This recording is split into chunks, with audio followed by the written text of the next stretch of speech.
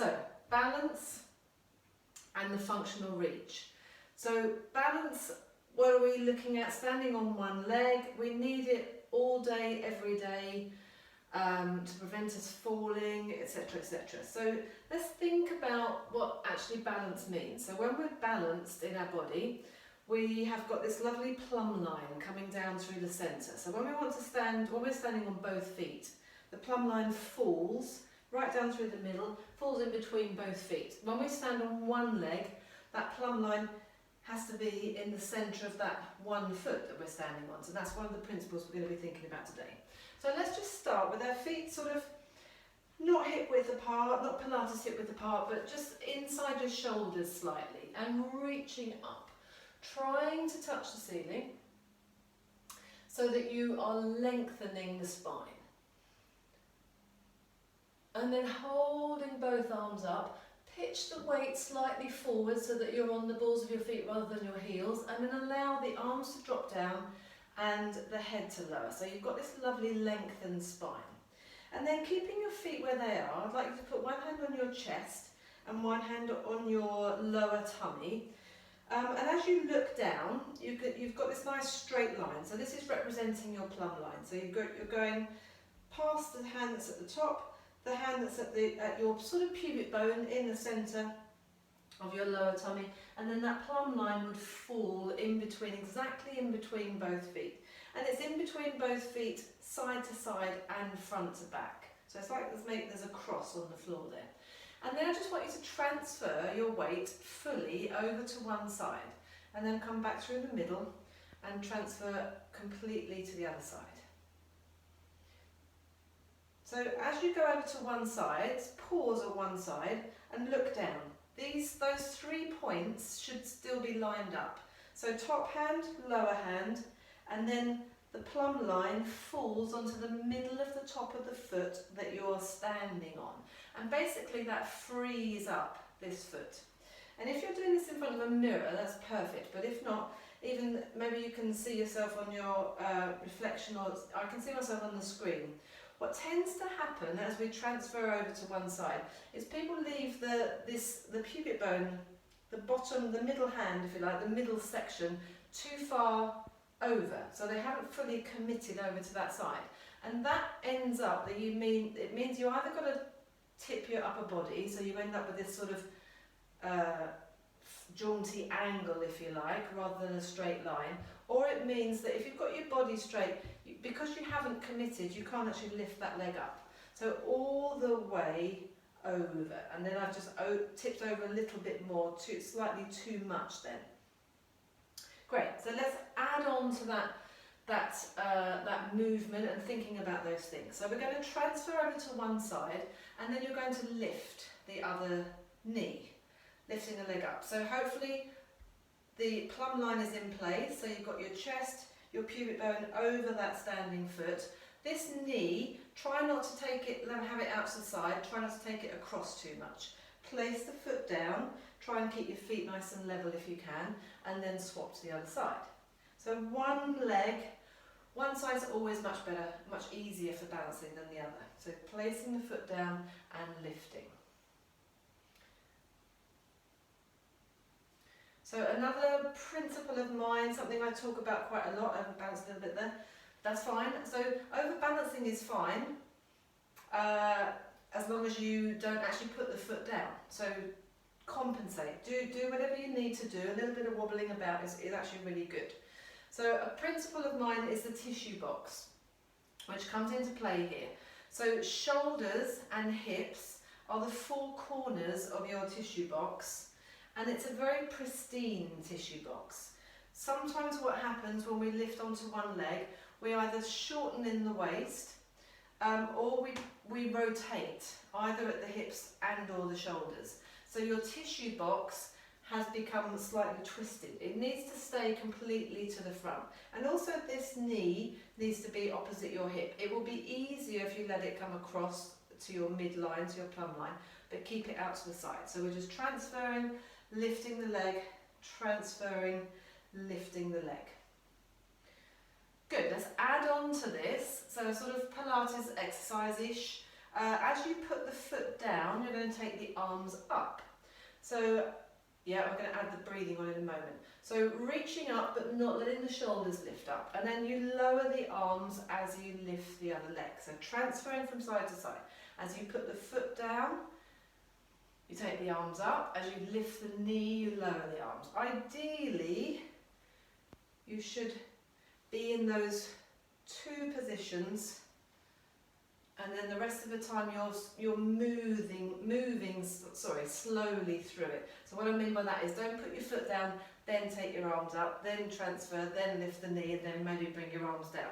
Try and transition it smoothly. So foot is down, arms are up, lifting the knee, lowering the arms. Foot down, arms up, so that you're smoothly transitioning from side to side. Try not to do the old arms up, knees up, one. So again, another thing for the coordination, the brain, just the whole connection with everything moving smoothly. So we're going to add one more layer onto this. So arms are going to go up. As you take the arms up, breathe out. And then when you transfer fully over onto one leg and lift the knee, you're breathing in. And then you're breathing out. Breathing in. Breathing out. Breathing in. So this is the opposite to your natural breathing. Again, it's going to make you have to really concentrate. Whoa, I nearly fell over then. Breath out, breath in. And so when I'm teaching this sort of thing, and when I'm not actually doing the breathing properly, and maybe for you as well, when you forget what's going on, you might be doing the arms and the legs in the right place, which is what I'm doing now. But naturally, if you've forgotten about the breathing, because it's opposite to what you would naturally do, you'll find yourself breathing in here and breathing out here. So that has the effect of, we tend to, if we lift the arms up and breathe in at the same time, we tend to lift the shoulders up. And then when we breathe out, we tend to collapse a little bit. So the idea of changing the breathing round, let's just do a couple more, is breath out, you're reaching the arms up, but drawing the rib cage down, and it will make you think about those shoulders. And when you're breathing in here, your aim is to grow tall. So breath out, breath in, breath out, breath in. Two more, breath out, breath in, breath out, and breath in. Fantastic. Good, okay. Hopefully not too taxing so far. So we're going to start to work much more on one leg stand. So let's, I'm going to just go slightly to the corner. Let's take, in fact I'm going to go to this corner, sorry. Let's just take standing on one leg and swinging the other leg, forwards and backwards. Now in an ideal world, you don't need anything to hang on to here, especially at this level. This is going to get bigger and harder, but just see where you are today. So strong work on the standing leg. So my standing knee is slightly soft, and I'm also just exploring a little bit. How far can I go forwards and backwards without the rest of my back joining in? So when you go back, are you feeling like you're arching your back, trying to keep the upper body fairly still? Noticing if you have a natural arm swing, you might not do, and also you might be just holding on to something which will take that arm swing out. But just find out, how does that feel? Should feel relatively okay. Let's swap sides and go on to the other side. Notice for yourself, is this side harder to balance? It probably is, because you probably stood on your best side first, which is what we always do. So with any one leg work, the body will default to the strongest side, the best side for the balance.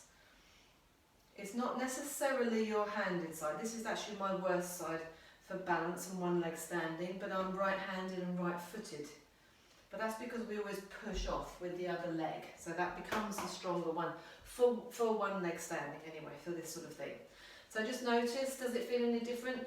Are you getting any sort of aches and pains anywhere in your, maybe in your ankles, in your calf? Is it hurting your knees? Is it hurting your back? Just notice, see what's going on in that body.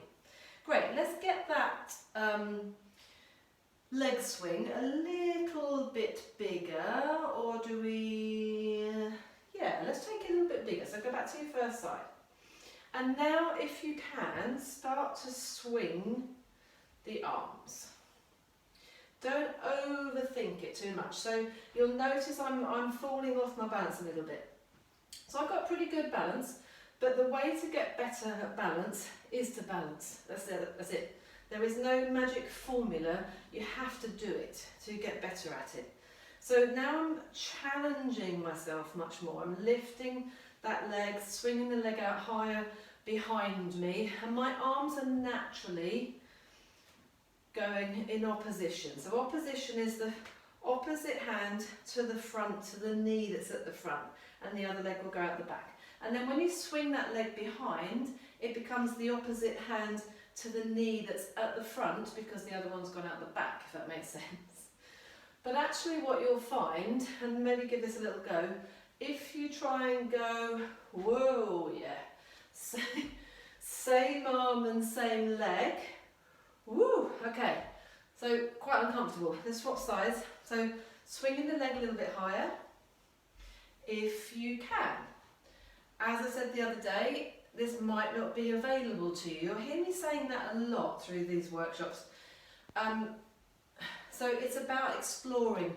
What do you personally need to work on? Where are those tight areas? What can we do to fix them?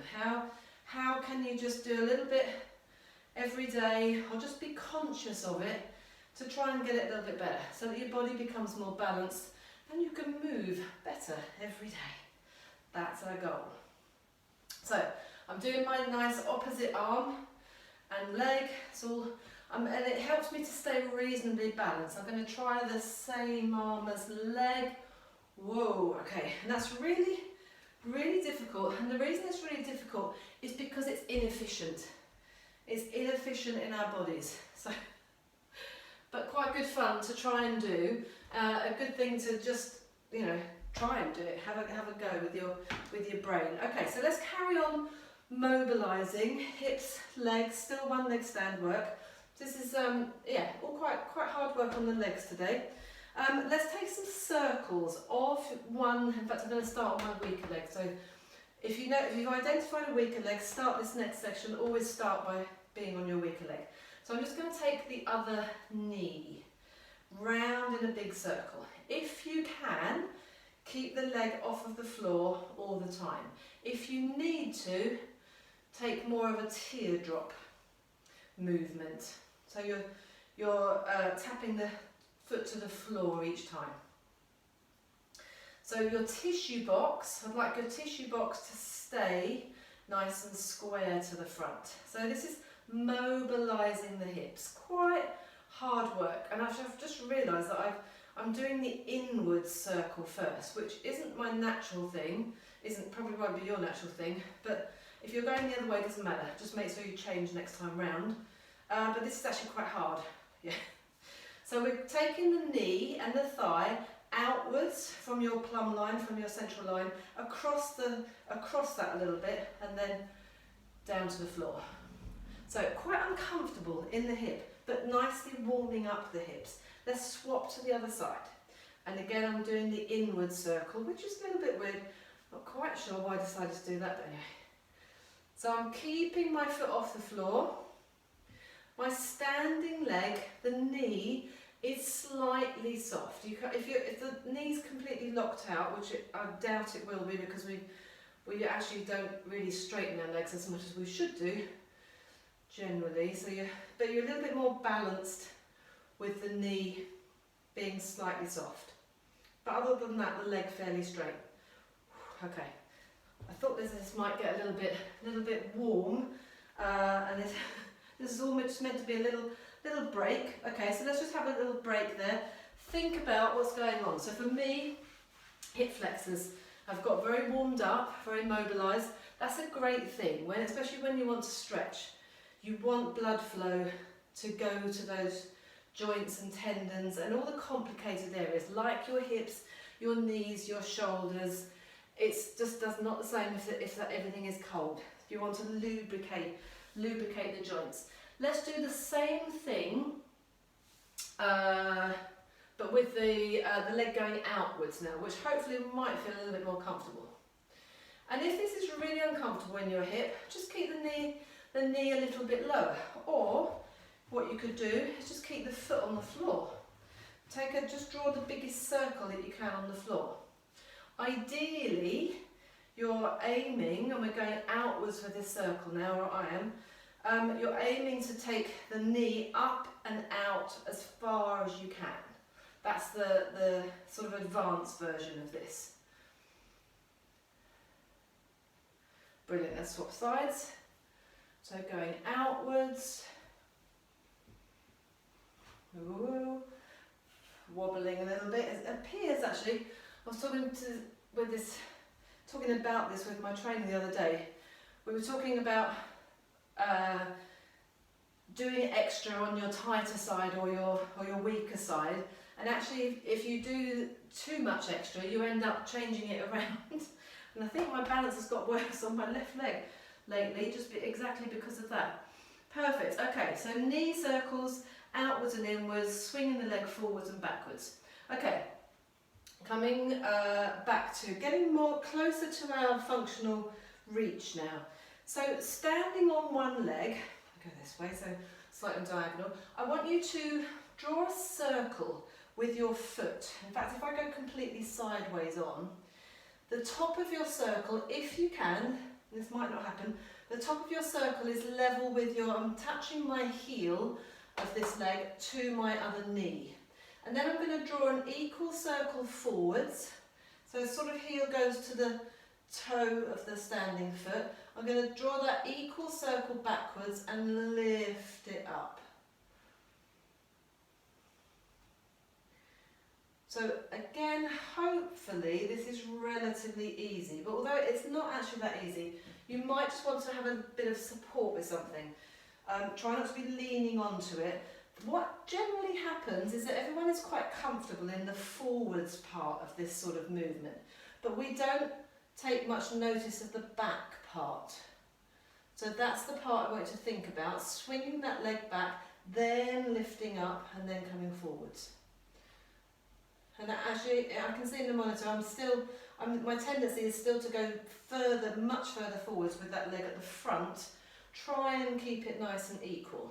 Stay on that same leg if you can. We're going to challenge this leg, let's say. Let's take some choo-choo arms, as I call them. So again, elbows are bent, hands are doing a similar circle. But the focus is, the only bit that I really think about, and I probably don't think about it that much now, but is this hand coming to that knee as it comes forwards. Other than that, I'm just circling the arms around. Good, and then here is the grand finale of this exercise. So a great big, and this might not be something that you want to do today, but a great big circle, and a great big circle of the arms as well. The arms, but not just the arms. In fact, put the foot down a moment, let's go here. So I call this movement swimming. So we're doing the front crawl. I normally go backwards, but that's fine. Let's go forwards for today. And when you're standing and not trying to do anything with your legs, notice how the shoulders open up, the hips open up, my ankles open up. So as I take that arm back, that's helping me. If you fix everything facing forwards, it just feels nasty. It feels awful on the shoulder, but when I open up everything, now I'm rotating. But you need to be really lengthened in the spine, have that plumb line going down through the body. And this is quite hard work and will get you nice and warm as well. So the grand finale of this exercise, and we'll do the same on the other side, on the same leg. Great biggest cycling of your leg that you can do. As you bring that knee forwards, bring the opposite arm up and over. Good, enough of that. I was going to do both directions, but I think that might be a little bit ambitious. So let's try the other side. So starting, if I go sideways. So this is the lowest level. So you're testing where's the height of that circle. Your heel of the moving leg touching your other knee. You go forwards the same amount, back the same amount, up the same amount. So if I had a neon sticker on this ankle, hopefully that neon sticker would be drawing, it's not great, it's more of a box, would be drawing a nice even circle. Good, and for this actually, just for this one, because this is quite low level for me, it's relatively easy, my standing leg is quite straight at the moment, because I'm not challenging, I'm not adding anything else, I'm just taking this movement, and it feels quite good and strong to have my standing leg straight. Now let's add the choo-choo arms. So now we've got more movement going on, more things to think about. My tissue box is still square to my front. I'm focusing on that opposite hand coming almost like you're going to touch that knee.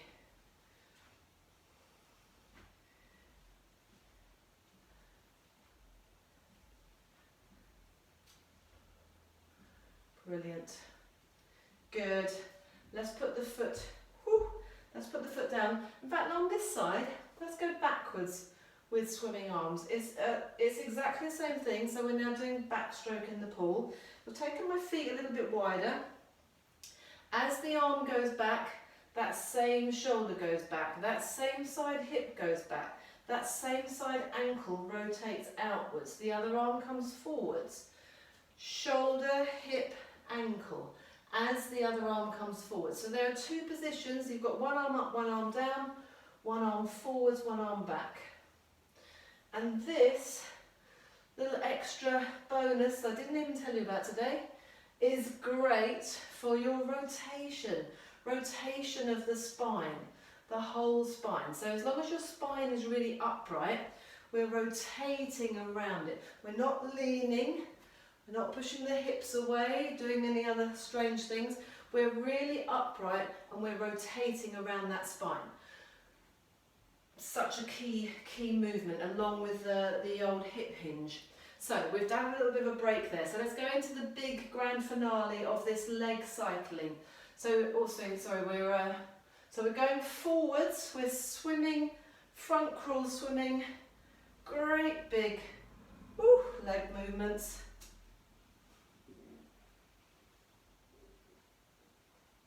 So now you can feel, because we've warmed those shoulders up quite nicely, hopefully you can feel that your hips are staying pretty much to the front, but your upper body is rotating round.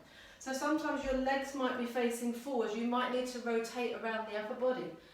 That's the thing that happens in life. We're never completely square and in perfect symmetry. That's what we're trying to achieve in class, but in life it doesn't happen like that.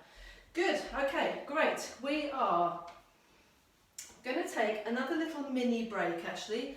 Let's look at the hip hinge. So feet are narrow, sending that bottom back, all the weight goes into the heels, you're hinging from the hip, no change in the shape of your spine. Get my dowel to show you. So this goes behind your back of the head, between the shoulder blades, base of the spine, but I've still got my natural curves. So if I hold that there, you can probably see a bit better, yeah. Nothing changes, the weight goes right back on my heels. So that you can tap the whole of the front of your foot. That's a little mini hip hinge. Now let's take a much wider leg hip hinge.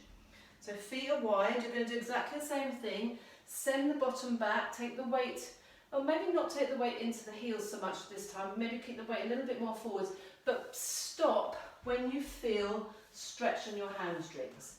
You might be, I can pretty much, still got a hamstring injury I'm recovering from, but yeah, I can pretty much get my back parallel to the floor. Nothing has changed. You might not be anywhere near there, it's absolutely fine. You might only go to here and already start to feel a hamstring stretch. The backs of your legs really, really tight. That's absolutely fine. Just don't try and go lower by letting your back, your shoulders collapse. This is really, really key. Absolutely key. So go find your biting point for your hamstrings. Just hold it there, breathe. We've warmed the legs up quite nicely. If you wanted to tweak it a little bit, push the weight onto the balls of the feet so that you can tap both heels. And you're just holding that there. Remember, everyone's going to be in a different position. That should have warmed up the backs of the legs quite nicely. Great. Finishing off with our one leg stand, knee fold, swinging the leg back, hip hinge, functional reach. It looks like this. So I'm going to go sideways on completely.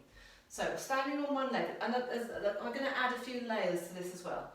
On one leg, you're coming into that knee fold, which we did at the beginning. You're swinging the leg back, you're bringing the opposite arm forwards to that front leg, that's your balance, and then you're bringing the leg forwards.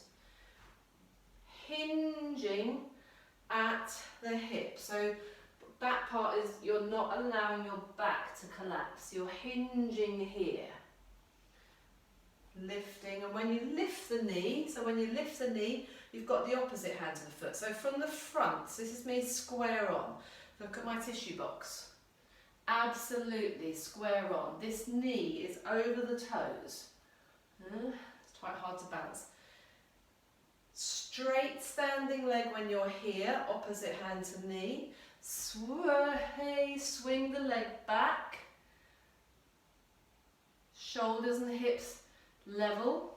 I'm supposed to be balancing, but it's hard work. I don't know about you, my buttocks are feeling some work today, which is good. So let's do 10 of those. So if this full version isn't available to you, so the full version, standing straight leg, lift the knee up as high as you can, opposite hand to knee. Sweep a straight leg back, bend your standing leg. Pitch your shoulders forwards from the hip hinge. Here's the hip hinge. I'm hinging at the hip, nothing else is changing. Full version, straight leg, bent leg. If that's too much for you, lift the leg a little bit. Keep it on the floor, tap it on the floor in between. Take it back, it doesn't have to be very high. Or, easiest version, tap the toe forwards, tap it in the middle, tap it to the back. Bend your standing leg. Tap in the middle, forwards, tap it to the back. If you're doing the full-on version, off you go. So this is our functional reach. The reason this is the functional reach is because if we were like that, we wouldn't be anywhere near as balanced. So that's what all that opposite arm coordination side of things is like. Let's do all of that on the other side. I'm going to stay sideways. So we're lifting, sweeping the leg, bending the standing knee, hinging at the hip. There's that hip hinge. No change anywhere else. And then we're lifting, straight standing leg, swing, bent standing leg. Lift the knee, opposite hand to foot, opposite hand to front foot, opposite hand to front foot, opposite hand. Tapping in front or lifting a little bit, tap in between, straight standing leg. Bend the leg, swing back, just a little way, nowhere near so far. Or tap, tap, tap, tap, tap, tap, tap. Didn't realise we were doing tap today, did you? There, there, there. So lift and swing. Think about how your muscles feel. So this leg at the moment doesn't feel as tired as the other one. So I'm going to do a couple extra on this side. Fully straightening, fully swinging the leg back. So 3 things going on here that I want you to think about. The standing leg, fully straightening and then bending to accommodate. The next bit, which is the hip hinge. Here's the hip hinge. only moving from here, not changing the shape of your spine. And then the last part is the tissue box. It stays the same. There's no opening up, there's no diagonals, there's no twisting, there's no ooh, unless you fall off balance, and then you will go to all those places, and that's absolutely fine. But we're aiming to be perfectly balanced, perfectly symmetrical with everything. That leg's starting to hurt now, and I've gone over time. What a surprise. Thank you so much for joining me. So that was balance and the functional reach, hip hinge and tissue box as well. Good job, hope to see you soon.